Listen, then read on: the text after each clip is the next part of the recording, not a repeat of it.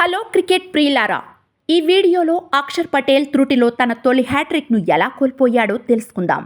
Champions trophy 2025లో Dubai వేదికగా India versus Bangladesh match జరుగుతోంది. ఈ మ్యాచ్లో ఇండియన్ బౌలర్లు రాణించారు. టాస్ గెలిచి తొలుత బ్యాటింగ్కు దిగిన బంగ్లాదేశ్కు ఆరంభంలోనే పేసర్లు మహ్మద్ షమి, హర్షిత్ రాణా చుక్కలు చూపించగా ఆ తర్వాత అక్షర్ పటేల్ తన స్పిన్ మాయాజాలంతో ఉక్కిరిబిక్కిరి చేశాడు. అక్షర్ పటేల్ త్రుటిలో తన తొలి హ్యాట్రిక్ను కోల్పోయాడు. భారత కెప్టెన్ రోహిత్ శర్మ చేసిన తప్పిదం వల్ల అక్షర్ ఈ ఫీట్ను సాధించలేకపోయాడు.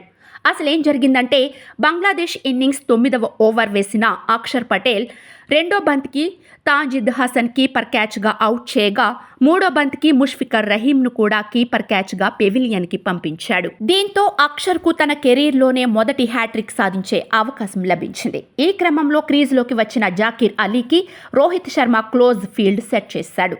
ఆ ఓవర్లో 4వ బంతిని అక్షర్ అలీకి అవుట్ సైడ్ ఆఫ్ దిశగా ఆఫ్ బ్రేక్ డెలివరీగా వేశాడు.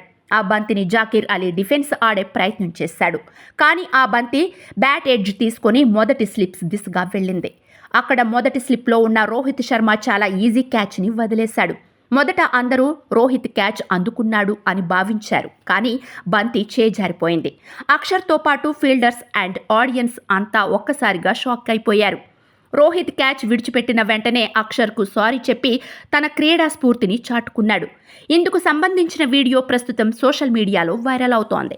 ఇక ఆట విషయానికి వస్తే, బంగ్లాదేశ్ 49.4 ఓవర్లలో 228 పరుగులకు ఆలౌట్ అయింది. తొలి బంతికే అవుట్ అయ్యే ప్రమాదం నుంచి తప్పించుకున్న జాకీర్ ఏకంగా 68 పరుగులు చేసి పెవిలియన్కు చేరాడు.